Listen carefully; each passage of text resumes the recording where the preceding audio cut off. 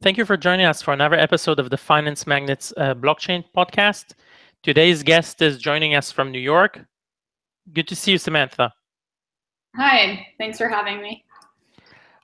Would you please start by introducing yourself a bit, and we'll talk about the project later?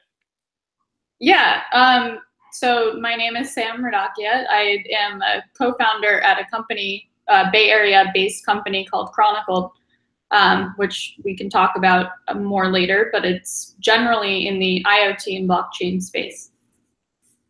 Great. So yeah, before we get to the company, I wanted to ask about some topics you wrote about relating to ICOs, because I thought those are very interesting, provoking ideas. For example, you wrote something that really stand out. It's ICOs. Do ICOs like mark the beginning of post-capitalism? I want to understand what you mean by that. Yeah, I mean, that's a conversation that I've had quite a few times with colleagues in the blockchain space as well as in academia.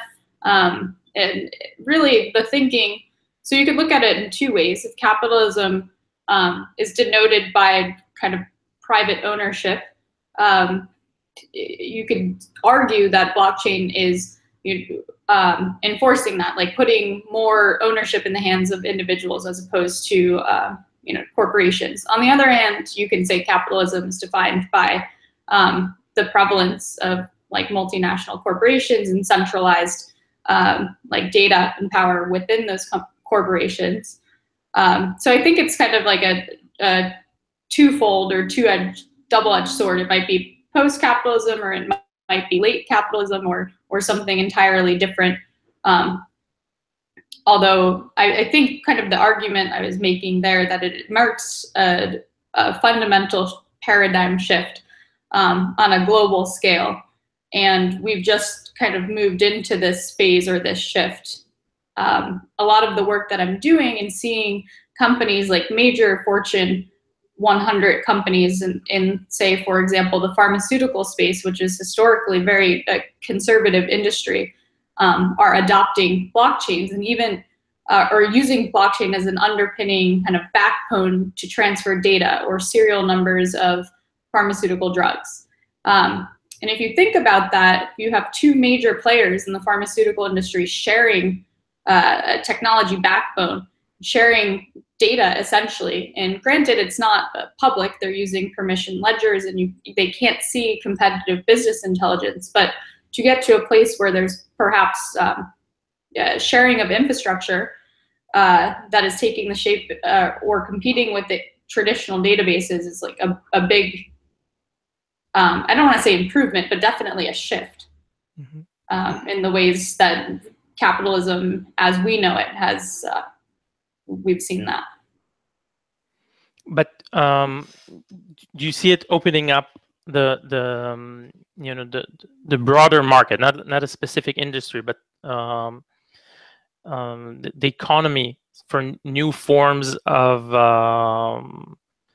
let's say collaborative ventures? Like instead of let's say a corporation that does something and people can join in as investors, do you see new models being born with ICOs?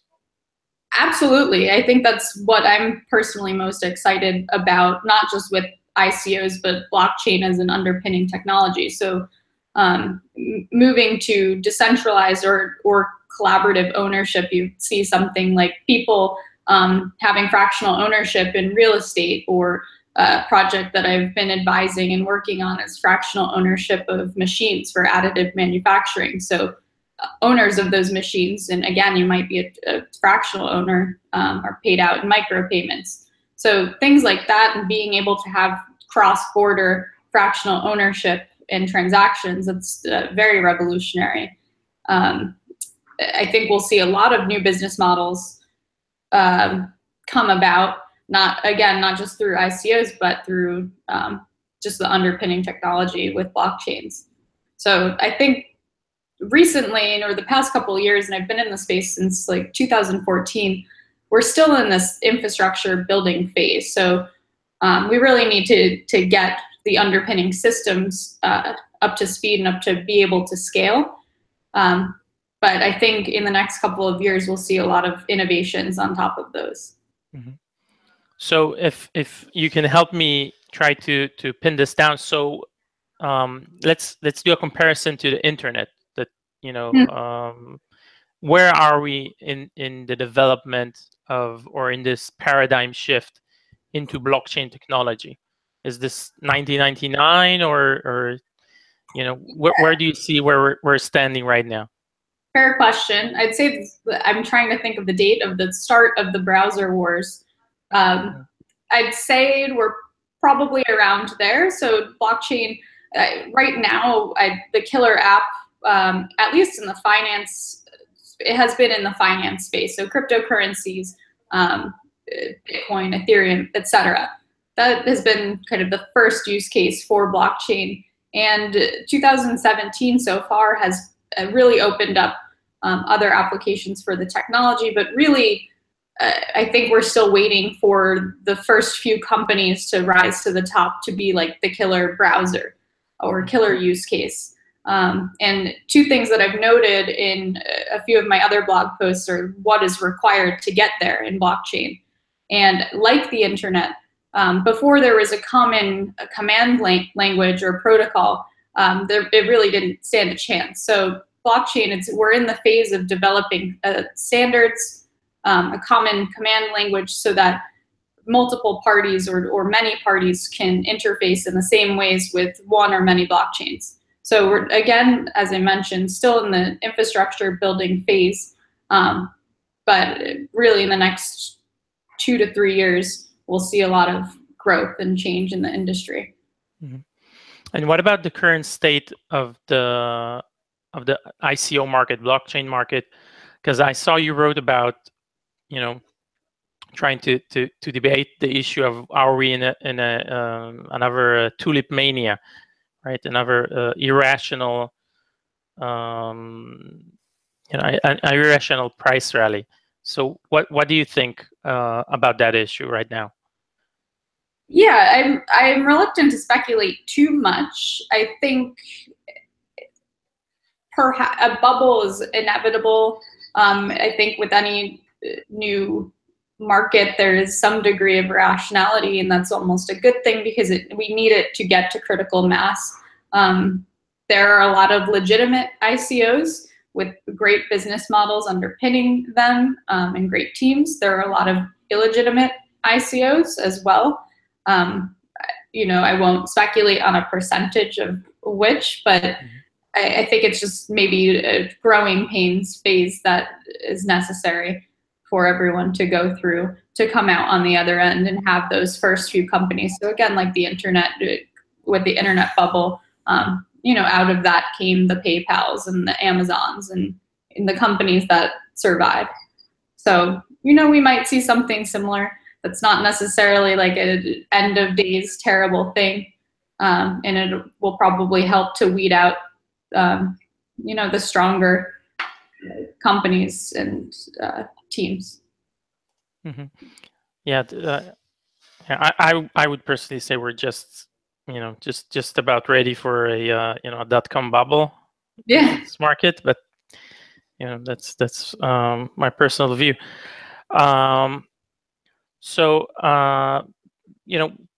can you tell us about your company and the project you're a bit involved with in the different sectors, and how do you help establish traditional companies, make that change into the blockchain era? Yes, absolutely. So I'm, as I mentioned, a co-founder at Chronicled. We formed Chronicled in 2014 with the mission of exploring non-financial use cases for blockchain. So the analogy that I usually use is thinking of the automobile's VIN number and going to the DMV to transfer ownership. So we saw if we could register a non-financial asset like a car, a house, a piece of fine art, etc., to a blockchain, we could make processes like transfer of ownership and custody a lot easier. So when we started, we were in the fine art, luxury goods, and collectible sneakers space, mainly because these markets were early tech adopters, and it was a great test bed to build out the technology to register assets and verify against the blockchain. And again, at this time, there really was not, I mean, Ethereum was still in its infancy, which was the first blockchain that we built on top of. We needed the time to see the technologies evolve as we built our protocol primitives. We've since moved in, so after doing projects and using blockchain for product authentication, after having a stable foundation of this secure identity for a real world object, device, or sensor. And how we did this is embedding PKI microchips into goods. So the same microchips that are in credit cards and passports, but say inside a pair of sneakers. And this level of security, is the highest level of security that you can have when coupled with a blockchain. So after we established that cornerstone of identity for the real world, then we started to have some fun and do transfer of custody or ledgering data and tracking provenance, and that lent itself to supply chain use cases. So for the past 2 years, Chronicled has been working with anything from aerospace to pharmaceutical to chemical to food, gold companies, to track these objects or sensors or devices and secure them in supply chains. So a few use cases, again, we track gold from the mine all the way into the vault. We affix temperature sensors, and this is like an existing industry in the cold chain space for the pharmaceutical industry. The drugs need to be kept within a certain range, but that data can't be trusted. So we've linked the IoT devices and actually created our own temperature monitors to track that data and then register it on blockchain.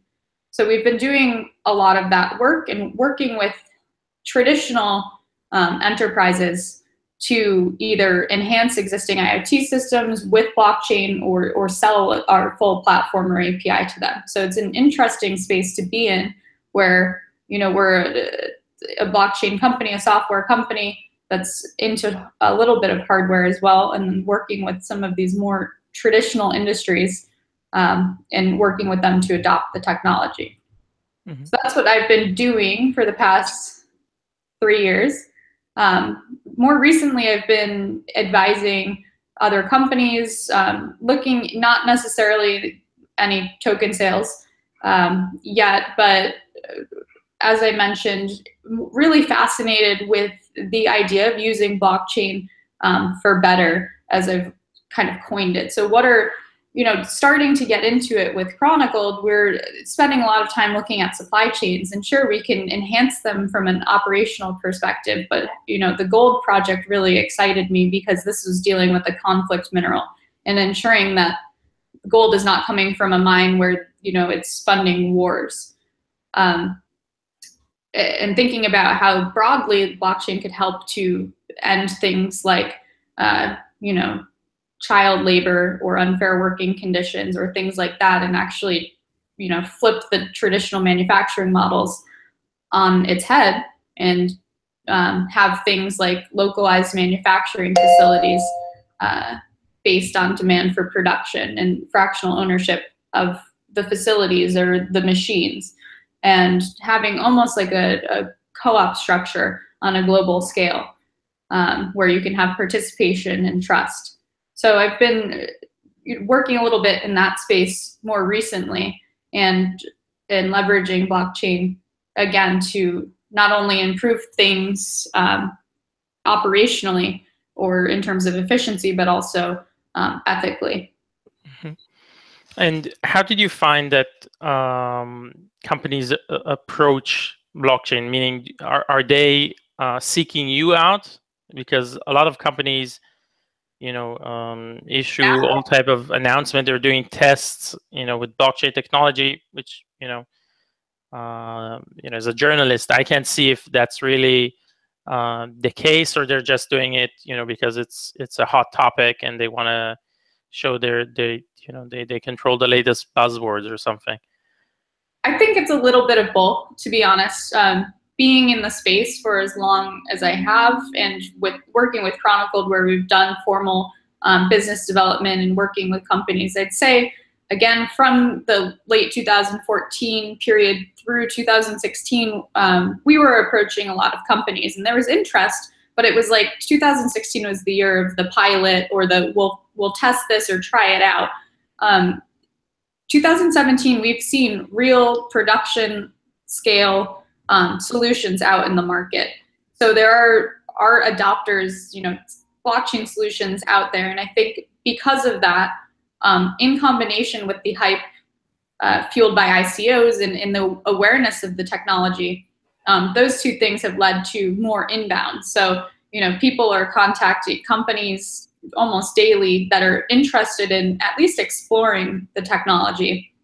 It might not go so far as so they're ready to implement a blockchain solution, but they're eager to learn. So maybe it's a mix of hype, but also a mix of seeing other companies utilize the technology for real solutions and real use cases, and feeling like, oh, okay, this is actually taking hold. It's not just something that was a buzzword and is going to go away. And where do you see ideally the technology most beneficial to the world? Is that in like you said, conflict minerals, or do you see any other avenues where this can make a significant difference? Plenty. I mean, in the finance industry, which I'm less involved in, that is changing a lot.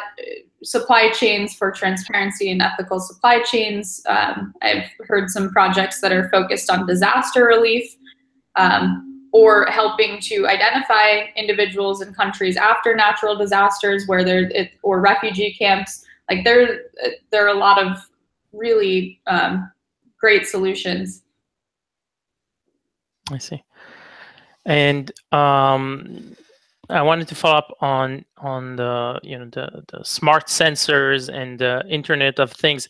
How do you see the let's say the business world in 20 years from now? Like specifically with Internet of Things and and the blockchain, and you've also mentioned additive manufacturing. That's like 3D printing, if I'm up on my lingo. So how do you see the world that we're getting into, the world that you're helping build?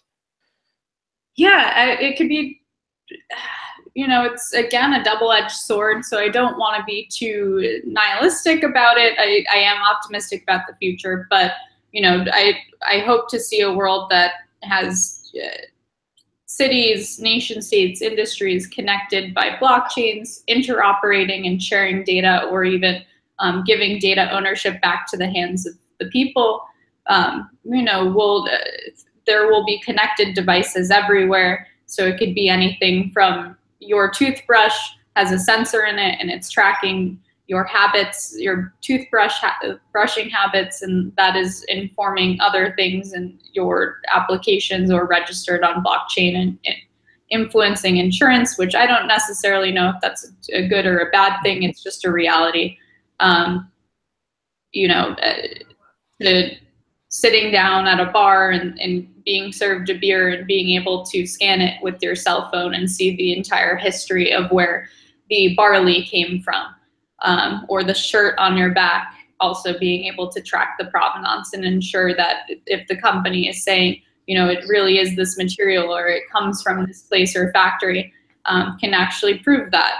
And it can go pretty far. I mean, we've made jokes about eating a hamburger and seeing the cow it came from and knowing its name. But some of these things already exist. Like, I don't know, I had some Wagyu beef and was given a certificate of authenticity at the restaurant for this cut of meat. and with the cow's name on it. And it was odd. And I was like, this is exactly the kind of stuff that's going to end up for provenance tracking on a blockchain. So I think we're going to see a more connected world, a more interconnected world, an interoperable world, certainly a more transparent world. That's just an inevitability, and companies will need to shift in terms of their understandings or practices around data as the rest of the world is changing in this direction. So, unless if they're all go through private private solutions, and then they'll store like my toothbrushing data, which they can use to sell me ads, but which they are already doing. Yeah, so, but not necessarily as open and transparent as we might hope as consumers. Yeah. Okay, so what other topics, or how can our audience follow you and learn about more about what you do and what you think? Yeah. So my Twitter handle is I am Samsterdam, like the country or the city, and I write also on Medium, so you can find me there. Yep. So I want to thank you again, Samantha, and I want to thank our audience for listening. Please like, share, and subscribe so you can keep follow us for more interviews with leading figures from the blockchain industry. Thank you, Sam. Thank you. Have a good day. Good day.